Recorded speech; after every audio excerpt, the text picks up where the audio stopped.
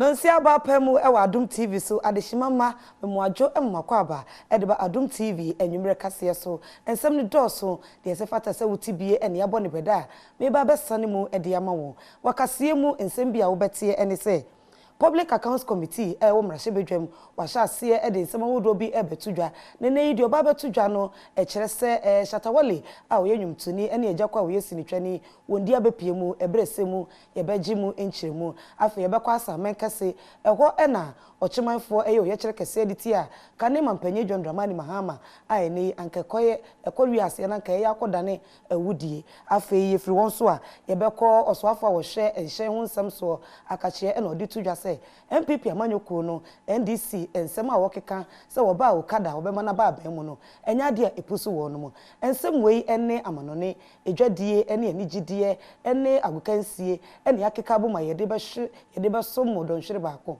me ameke nkan kase ede ama wo medin ede ekecha oyi akwan abusia gibre emame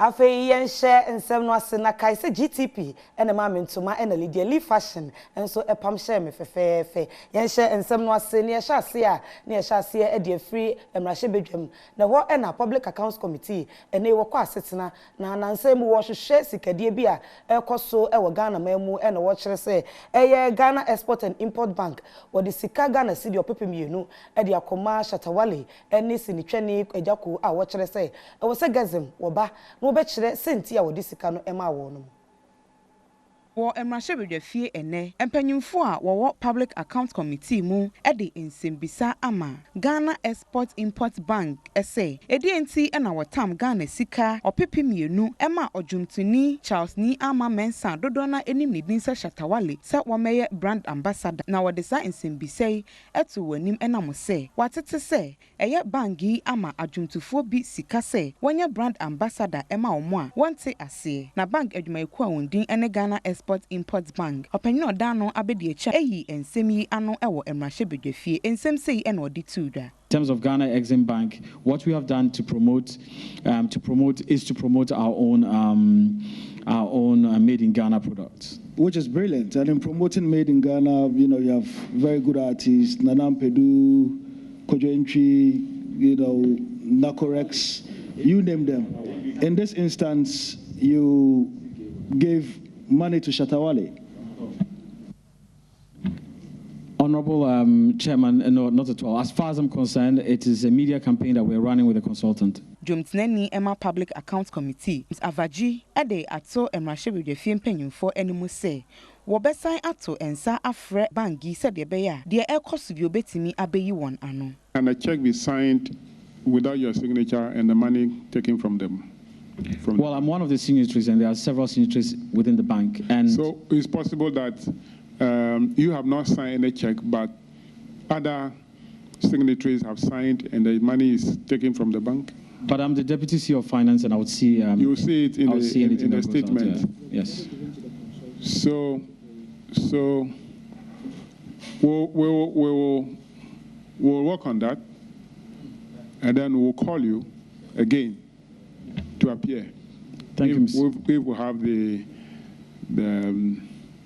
the details. The details. Emrahye bedwani ema kumbungu ene ensentwofo etwetwe ensemi ho nkomo no ensem sei ene oda no edi. As somebody who's had, interactions with a lot of artists, obviously artists have to be paid for, their intellectual property, their creativity, but you ask yourself whether 2 million Ghana cedis is a judicious use of public funds. Okay? You're not convinced? I am completely not convinced that, this is how we should be spending the people's money, especially, at a time when we are all tightening our belts, when, we are living under dire straits or conditions.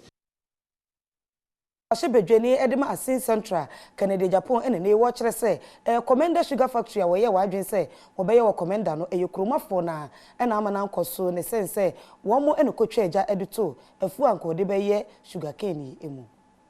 And what about commander sugar factory? I'm so no crazy. I didn't want to be called Prophet of Doom. But my experience with Commander Fondi, that means a project name,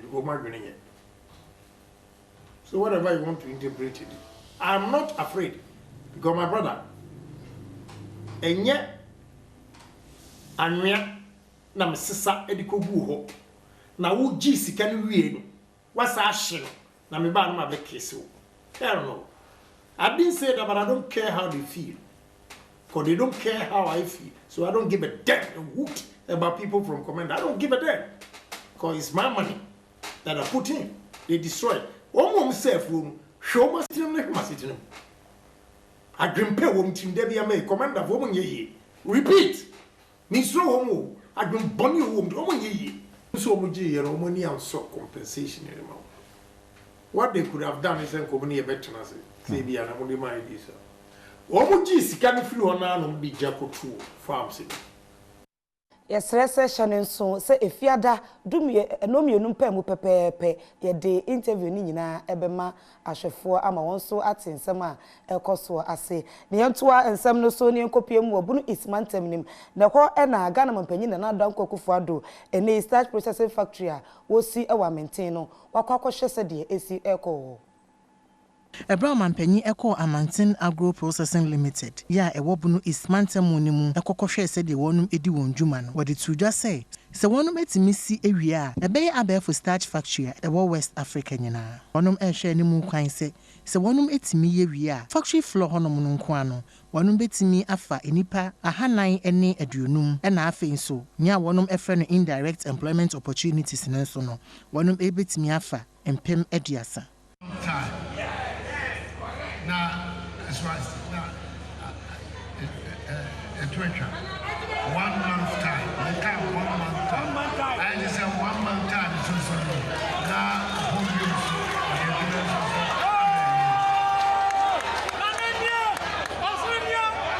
the others are maybe the commission.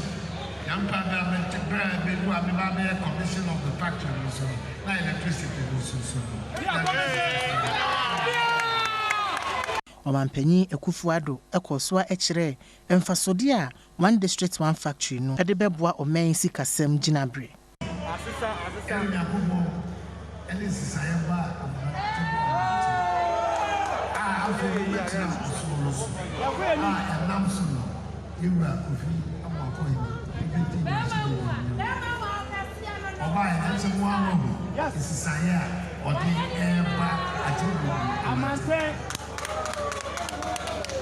no, be able to lose it.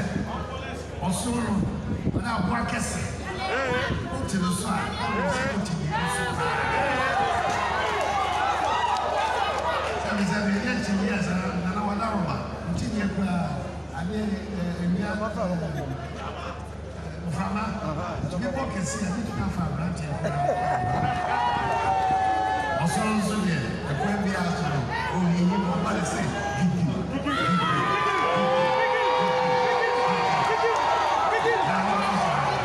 yantoa ensem no so yegusua ewo mrahye bedwam na eho enene waswafo wo hwe ehye ho nsem so wone ensemtwefo twetwe nkomo enodi tu dwa se enya de a NDC Frank Atuni John Dramani Mahama ensem a wo beka se wo ba wo bema Okada adwuma no akọ emremu no epusu MPP amanyoko no esanse aban na hyase a wo hwe emra na nkasemu yi before elections or after elections.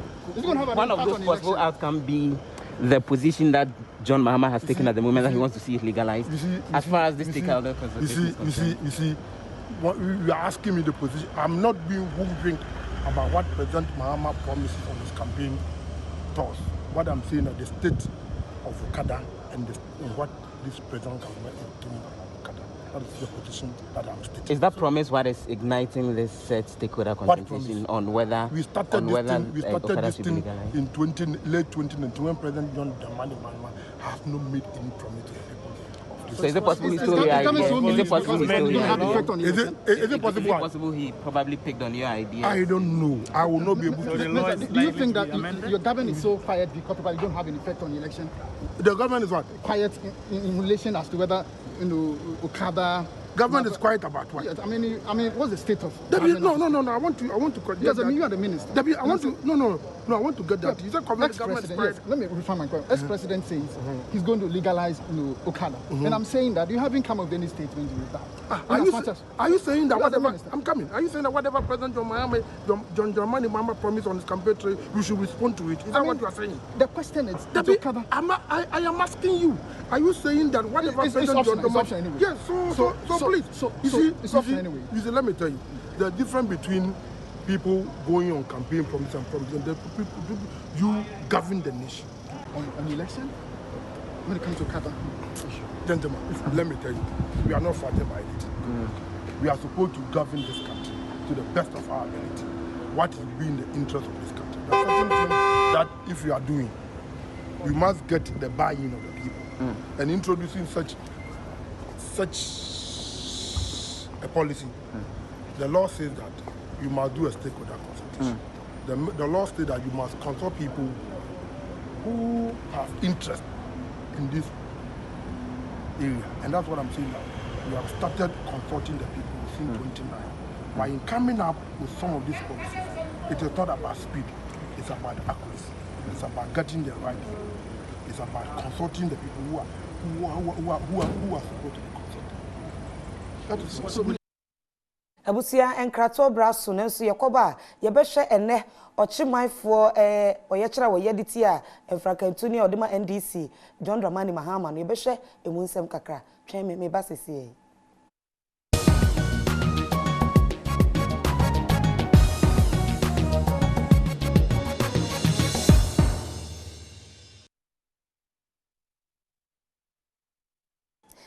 Esamu akwa babiem edeba Adom TV enwumre kase so na yentoa ensem no so na yenkopiemu e wasama kase eho enene woche manfo wo ho eye oyechire kase pa editi a Emfrakantuni NDC amanyoko no John Dramani Mahama esanse enche bia no de nsem betu dwa no woche se oche manfo wo ye saka wa boys ai nam so ema manfo eye oyechire na sesei wo mane na fuamiensa se won famfa me pache wonya saade a wo behia na bufuhie pa Any empanyimfo bi a owo achem aye yechire etia Ghana mampanyi dada John Dramani Mahama enam ensem bi a okogina baabi ekokan ye se eye achemfo mema de woye sakawafo na sa ensem yi otwem a wamfa no tra enti na waye yechire etia Ghana mampanyi dada na wansam a woka ne se wama ne nafu amiensa a woma abonten emepa achemfo achew enam ensem a okokeka ye no ehu na sa yechire ya ene wote wo hu egu monten so eyeye opanyina na wodi ekuo no anim anidin ene apampem osaberima okoji aman apeja ofori aposifo agi nitu na ekuta no esanse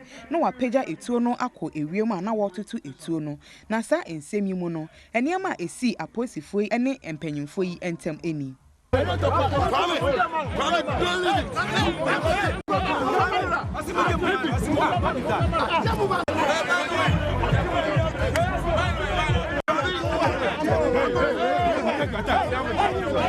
Osaberima okoji aman apeja ofori odi edomi animu ade ensa egu efom ewo sa ensem yi mu na sei ena ekoye yani abre foti ha wo ya mama yosem ochidi bia bakam mama yosem tribe bia wambi badi ya huse mudi di atem badi di ba ku bia no bia sa mama cha bia bia abamu kotoja abapacho yana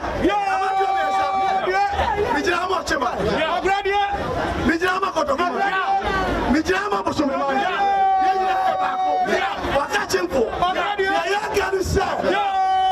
Sema waka. Achempo. Achema. Saka wa.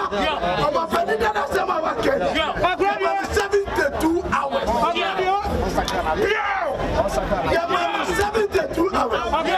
Opanyi baako a saa yeche na ono nso odimu tintiman pan ne din ene intiri akwa ede ensem atodwa se wo hu ne se NDC amanyuko no ene John Dramani Mahama eye ekwanboni bi opesa ofaso ede sere omanfo a owo achem ne saa inti wont na ho ema saa niema no enkoso This is not the first time he is using such comments on Achim. In 2014 March, he used a comment against us. He came to Chebi and classified us or called us as Galamsey headquarters, which was so unfortunate. This time, we are not going to encourage he continue with his insult and attacks on the good people of Achim. We are demonstrating today, calling on him and the NDC to come out within 72 hours to retract the comment and apologize to the 3 Achim states. Obia, wade ne ho agye yeche mu bi na wade afuto akwa magana mampanyi dada John Dramani Mahama. Obibia wo ho kwan so kana se aban eye bibi na se won ti asia wo ho kwan ya mra pon constitution ma ho kwan so ka wadwe ye kan se omo ye omo odi ye kan se omo ye amanyo ko bi ana do mo ba ba mu ba amanyo ko ni di ana se bo man ka se mo di ba se edinya eye busia ko nyina dia edinya eye oman a traditional kingdom nyina dia na wo ko fa se di no ade ko pata suban boni suban fia sebe sakawa owo ekum ane sa ne ma no na de ni kwatawe de yesi adwen ho ayanti ase ediya kan nyina so man pedi wo ho kwa so your politics ba ma achimu edinda Omanfo a wo Achim Kotoku bosome ene ebuakwa ene yete won kase wo boko janko na wo ye kire ede etia John Dramani Mahama se wo ma ne nefo miensa se wo ma mepacha wo de a ene ye wo de wobufo hyew ebeba no so yento akase no so ne ekopie mu e wo bonoma ntamu na Ghana Immigration Service aso ye a e wo brekum ene ne wakwa akokire nipa dunsia bi a osusu se wo fa akoti kwan bi so a wo free ni je man mu ebewura Ghana man mu. Inspector Foster Frempong eye Ghana Immigration Service ni ewo brekum na wo kire mu se wonum enya ne ntiye se amanfrafo bi afa kwati kwan a eda German South e de ababewura brekum eno ne nam so a wonum e de kokokire wo mo no mafasa kwanya no so de afutu ama driverfo se esan se ahye ahodo nyina besi ne ya ne yemie ye nti no se wonum ehu sa amanfrafo ya wonum efa kwati kwan e de ababewura wo man mu na wonmo GPRTU a eben wonum no amane. So far, NIPA 17 and the according to Omo Nigerians, Niger4. But I'm so mugu sample board and nature baby in the year Juma. Almost a free baby as far as a cherry bill, or no more. Tino, you know, no Mudin common. No much say, Omanfa approved route. Omanfa baby officers will make me at Chakium. Omkofa unapproved route on a babu. So that's the need for us to rush and then see how best we can resolve this issue. There's the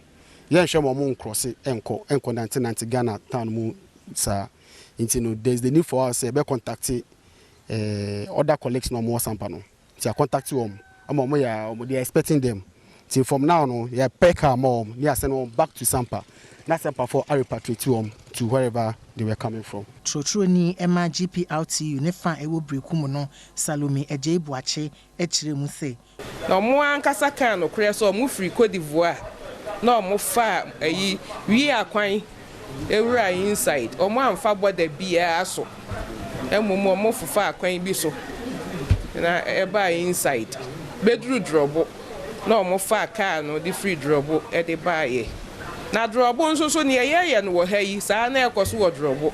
Ti driver ni no kura na onye omode baaye no say so wo case. San say nko station ho anka panyini bia ni ho a obepene so nko ye den. On fa saa the passengers number. Nti no ye wia ye de ono so number mampanyimfo na kwan a ofa so a wonya omo no. Omo mpanish no.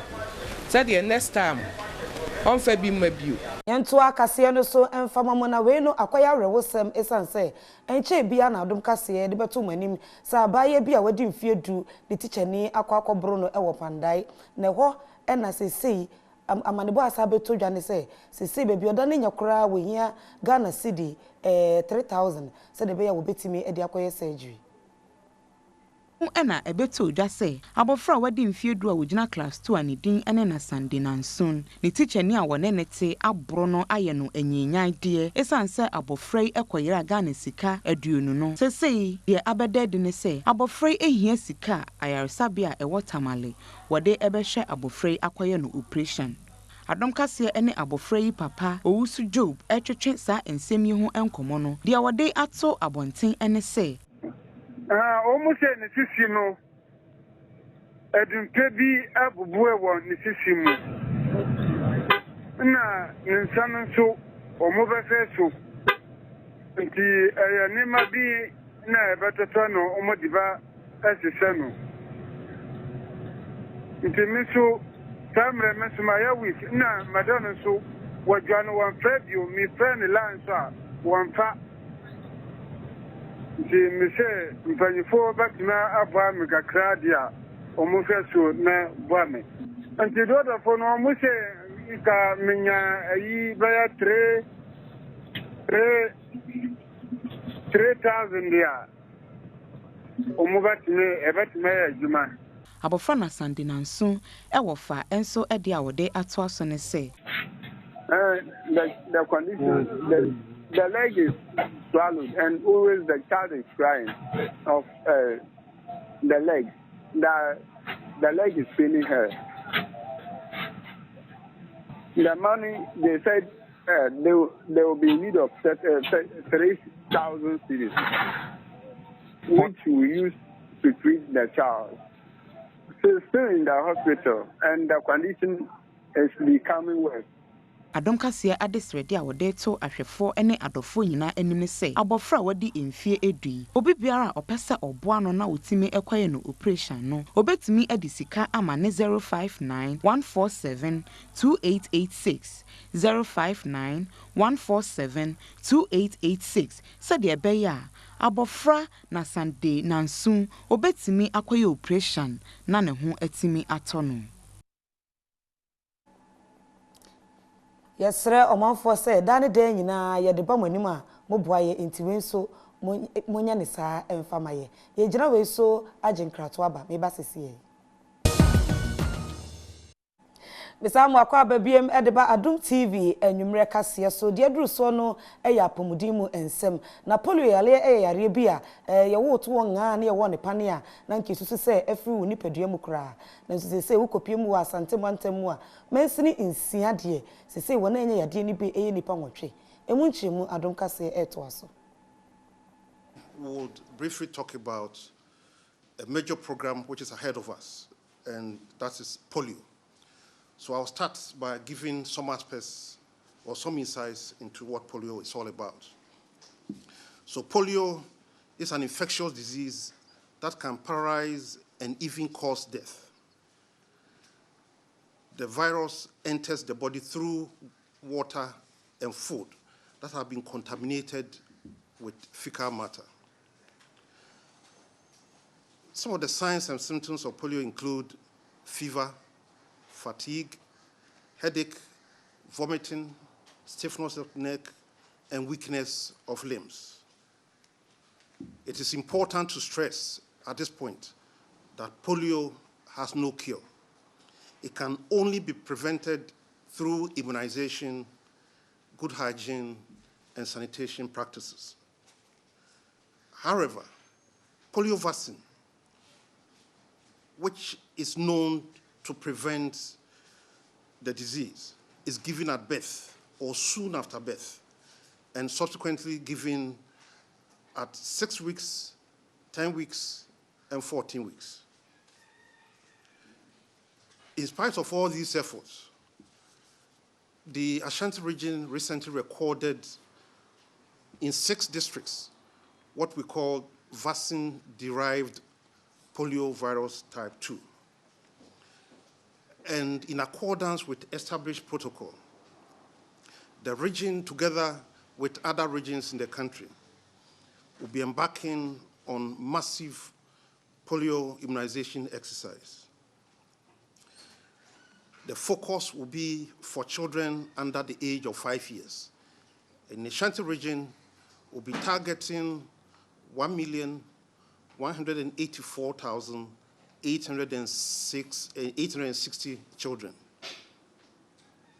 1,184,860 children aged below 5 years.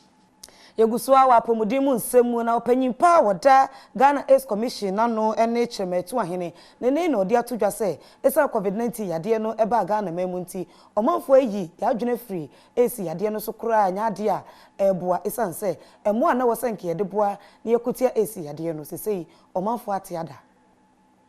infections in the country. 1 in 5.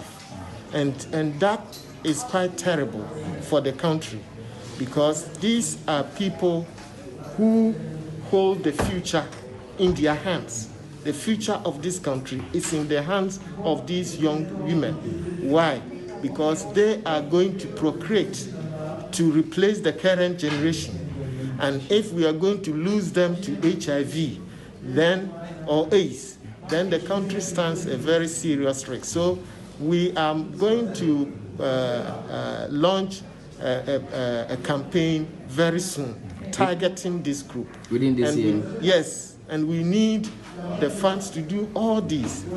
Currently, the Commission is not able to do much because it is limited in terms of resources. Is it also not because all attention is on COVID? It could be, but I will not blame COVID, because before COVID, this situation existed. So I will not put the blame on COVID. But what I would encourage Ghanaians to do is that just as we have demonstrably shown our commitment to fighting COVID, let's marshal the same kind of efforts, to do for HIV as well. And if we do that, then we will be in a position to eliminate AIDS and HIV within the shortest possible time within this country. Nkodi dwa na wotiri ye loto adwumayeko e wo Ghana mamu ha na watwi mu mame a wodi sika ibi ene Gloria de na dwumadi na se na opanyimpa a woda loto adwumayeko na no Richard Akotobanfo e di tu dwa se wotiri ye de aba se e ba bedani loto kura ni e wo Ghana mamu. Opanyina wada customer experience ano ewo adwumayeko a wondin ene wotri ye lotteries a ne din ene Richard Akotobanfo de atudwa se eba loto adwuma ewo Ghana hanom de a omonkwane loto adwumayeko a wodi mu ne sa nti wo bo won homoden se loto adwuma ewo Ghana hanom no obesisemu na ye fe se de be ya obi biara de ne ho ebehye wode sa nsem yi atudwa ebra obabi a ne din ene Gloria Ade edi Ghana sika empem aduonu ewo loto adwumayeko yi ho a wode sika no Osha star 787 hasha. Aya wo mobile phone number pe na wo didi sika kese. Star 787 hasha ba bese some mobile lottery e wo Ghana. Aya wo mobile phone number pe na wo de bo. Aya Saturday we won wakonya se obedi 778,000 Ghana cedis. Fa wo phone na dial star 787 hash. Oto ticket ba ko 5 Ghana cedis per kra. O won wakonya se onso obedi saska kese we. Your prices are would obebre ma obi anti onso fa wakonya Nebo star 787 hash CCR na unso mrende. Oba Gloria Ade wonya se sika efri wo 3 lotteries ho e de enije etu Ghana fo nyina fo se obi biara ope sika e wo loto adwuma mu de wonfa ne ho hye wo 3 adwumayeko nim esan se omonkoa ene loto adwuma wo hu ne se wo ka no kre menije kese because na me ndaso na menim se menya achede ese nti na ye menije pa de omo ye sonko omo di omo asem so omo kano kro no nso other lotteries ne de obe ya nso enkosi ye nti no obia opese oye bibia no on try we nhwe na we no me wasase bi wo no nti no na ya adwen se ye be starting kakra nti no ske ya beto ye nim de ye be starting ye de ska no be start asase no oh show me biano manage say like almost on be try on nsa because there one day also be to mama now so we win ke citizens na me win say short code ni star 787 hash then you send now about game no into and then now 3 year lot for dani mu ni enso e dan ye ho aba ye ba sesie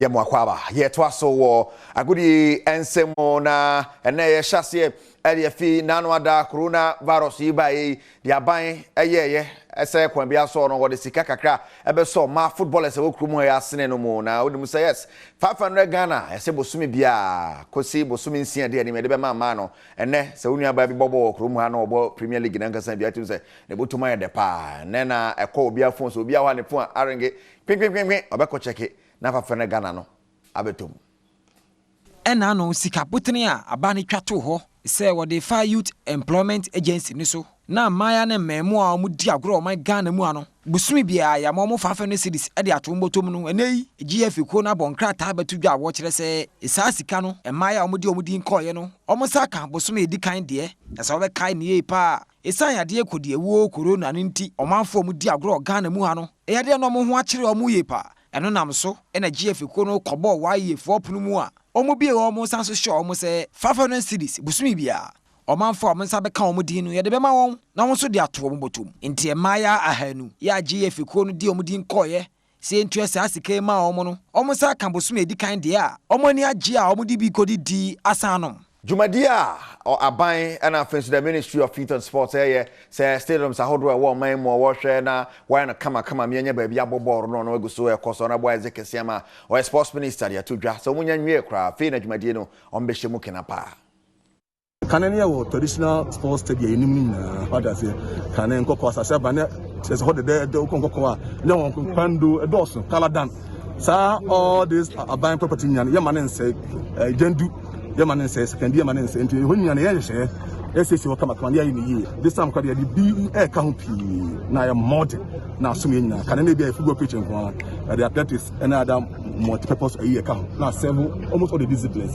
Thank you, and I say, and share a cost of Ama, I can see a connection to footballer Ghana for day in Yakumas. Thank you, and Nabua or my Ghana, now yes, you to you say, Macan baby, I say, you can't sports, I didn't want to employ sports infrastructure. That's the only way out. And then I will develop a game. It's about two areas, development and promotion. We can develop with all these things on the ground.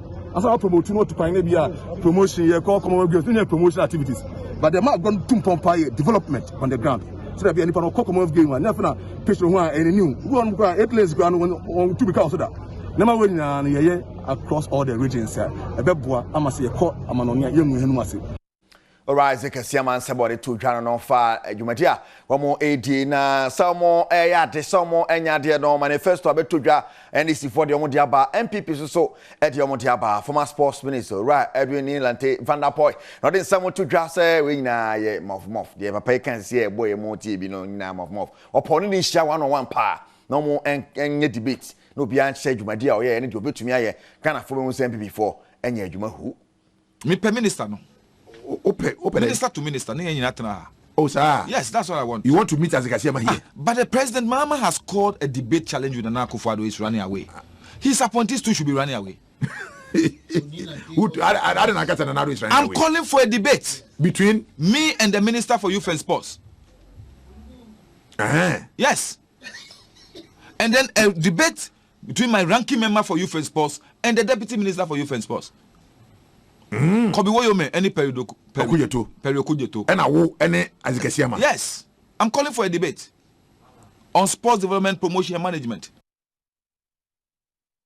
And then what is answer me to draw on the ultimate sports shows was some perfect much. And also MPP for so by church almost manifesto comment and what TB 6 a.m. I was 94.7 FM. So now you know so now fancy Sergio Manucho me producer and GTP News Star review friend to my kama.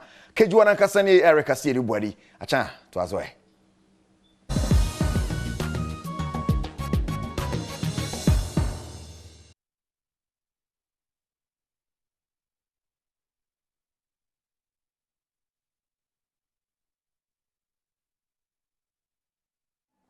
Mesamu akwa babiem edeba Adom TV enwumre kase yentoa ensem no so emfama mona mass for all event planners awodo e Ghana mamu ene wakeka bomu a woni multimedia group enso aka bomu a won de odwumadi a wodi ane se won eni bie ene sebe won intimi nto nose mask bie wobaboa ama watimi ahyebi ede abo ho ban afri covid-19 yade no ho ene nso okoya adoye yenkotie emunsem Ekwa wondin ene mask for all a wohwe se brano ehiafo ene oni biefo a woye montemu wobepe nose mask ni bi amomo ahye se de ebeya obetimi abo won ho ban afri yade coronavirus eho no akwache nose mask amakaye yefo street children ene Ghana eniduefie ahodo na sa nose mask cheimu wo hyase ewo Christ the King asori a ewo enkramantemu ena afenso wode call Ghana prisons omo headquarters na wode sa nose mask ema ekwekwe Koi ensama wokaye eni instead of just sitting down doing nothing, they managed to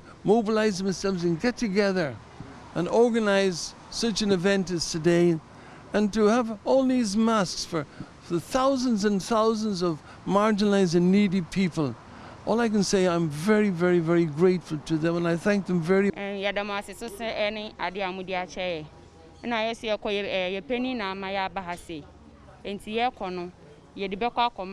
Your friend Mr. Mohammed.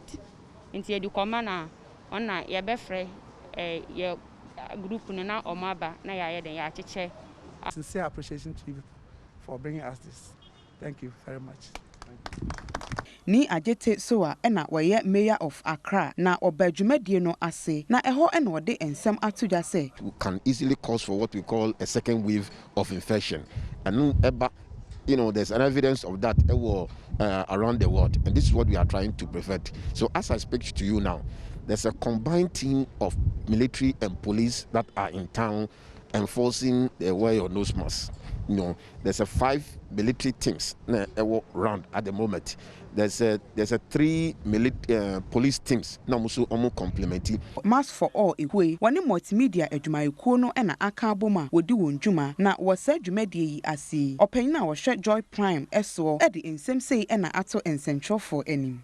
Obiara odwen se yade coronavirus no kɔ no mesere no onsan dwi hu biom yade no ene ɛwɔ hɔ abɛtena enti no sesi ade obi ntumi nka sɛ yade no kɔ sɛ unim sɛ wadwen yɛ osa sesa wadwene na hohoro nsa fasem na hohoro nsa wɔ enso etene ase bomodin so sɛ obɛbɔ modin na your friend social distancing no obɛdi so na afei titiru na amu sɛ na mahye me mask ya make say also show mask na obi obɛka kyɛw sɛ yare no kɔ no de na ɔyɛ di unya. Astus Ahiable ena woye coordinator Emma Max for all na wode ensem sei ena atodwa efa dwumadia ene okodi ye no ehu so ye ka se omo ahohia mu a business ka ho omo so omo kan ye ho bi obi anua obi adamfo obi amamene papa ebi o hobi na tibi omo no so omo ni kwan omo be ne ma bibiri ama omo ho nti se ye hwe omo ahohia mu e Ghana ha and vulnerable people are. Now say you try and you business nibi. And you your bar prison service say be check mass nibi dia momo. No mo nchiche ma omo prison. Asana busia we no so na me gina na me de kase no asie. Me se mufo mata akwa na me director Mauli na afi salin so ka ho bie abna brafi agema se wa prempe me de kase ebre wo me din e de akwacha oyi akwan da se ne ebese hia.